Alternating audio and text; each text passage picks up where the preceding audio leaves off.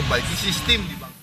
Kita beralih ke informasi lain. Komisi Pemberantasan Korupsi atau KPK telah menetapkan mantan Menteri Agama Yakut Khalil Qaumas dan mantan staf khusus Menteri Agama Ifsah Abdizal Aziz alias Gus Alex menjadi tersangka dalam kasus dugaan korupsi pembagian kuota haji tambahan.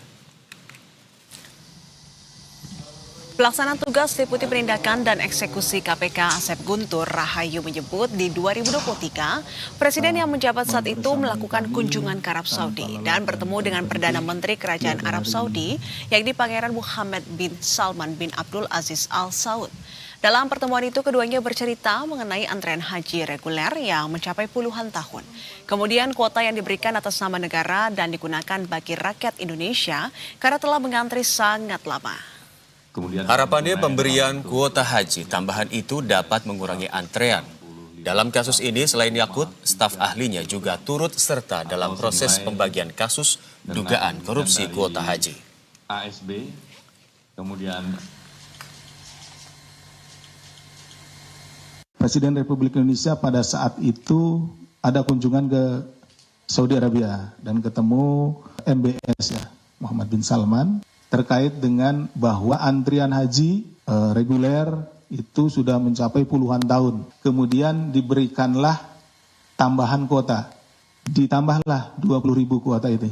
Bahwa kuota itu yang 20.000 itu diberikan oleh pemerintah Saudi Arabia kepada negara Republik Indonesia. Bukan diberikan kepada perorangan nih.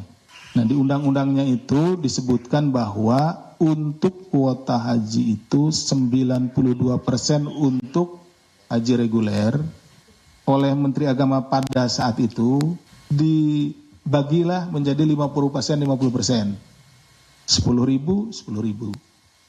Itu tentu tidak sesuai dengan undang-undang yang ada. Saudara IAA ini adalah staf ahlinya ya. Ikut serta di dalam situ ya, turut serta di dalam proses pembagian. Kami dalam penyidikan ini ya menemukan adanya aliran uang kembali gitu, kickback dan lain-lain. Ya, setelah sekian lama Komisi Pemberantasan Korupsi mendalami kasus dugaan korupsi kuota haji tambahan, akhirnya Sabtu kemarin KPK resmi menetapkan mantan Menteri Agama Yakut Khalil Qaumas sebagai tersangka. Dan untuk mengetahui informasi terkini, sudah ada jurnalis Berita 1 Stefani Wijaya yang akan melaporkan langsung dari Gedung KPK Jakarta. Ya, selamat siang Stefani, bagaimana update informasi pasca penetapan Yakut Khalil Qaumas sebagai tersangka?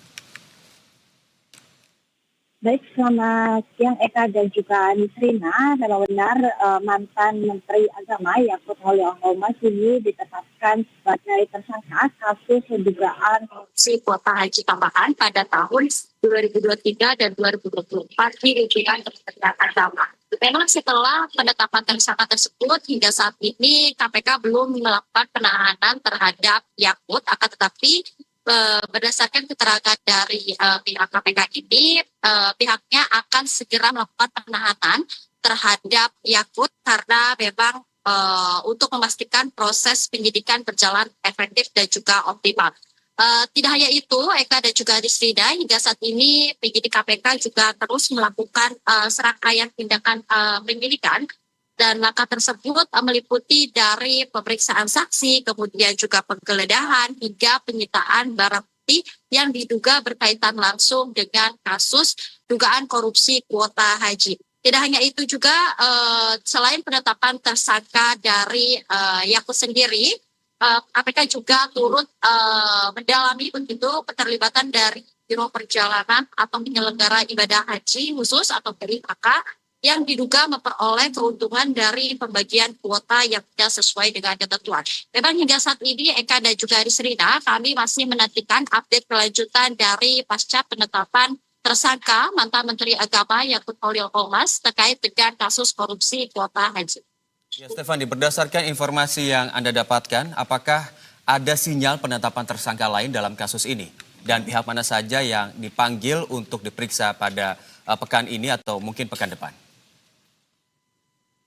Baik Eka, memang terkait dengan penetapan tersangka tidak hanya mantan Menteri Agama Yakut, ditetapkan juga KPK juga menetapkan tersangka mantan staf khusus Menteri Agama bidang ukhuwah Islamiyah yaitu Isfah Abidal Aziz atau yang sering disapa dengan Gus Alex sebagai tersangka. Dan tadi seperti saya sebutkan begitu KPK masih terus mendalami mengenai kasus ini. Dan memang belum ada waktu tepatnya begitu terkait dengan pemanggilan saksi-saksi terkait dengan kasus korupsi kuota haji ini. Akan tetapi memang dari KPK sendiri terus mendalami begitu keterlibatan Biro Perjalanan atau penyelenggara ibadah haji khusus yang memang diduga memperoleh keuntungan dari pembagian kuota yang tidak sesuai dengan ketentuannya. Kami juga masih menantikan begitu terkait dengan informasi dan juga pemeriksaan saksi-saksi mengenai dengan kasus korupsi kuota haji yang hingga saat ini merugikan negara mencapai lebih dari 1 triliun. Eka dan Nisrina, kembali ke Anda. Iya, itu dia tadi ya, peran dari Biro Perjalanan atau juga travel agent umroh ataupun juga haji dalam kasus ini. Apakah ini juga ikut terlibat mendapatkan keuntungan? Itu yang masih kita nantikan. Mengingat KPK juga telah tengah memeriksa 400-an travel gitu kan. Betul Apakah sekali. ada keterkaitan dengan kasus ini atau tidak? Iya, untuk sementara terima kasih atas informasi Anda, jurnalis Berita 1 Stefani Wijaya, dan selamat kembali bertugas.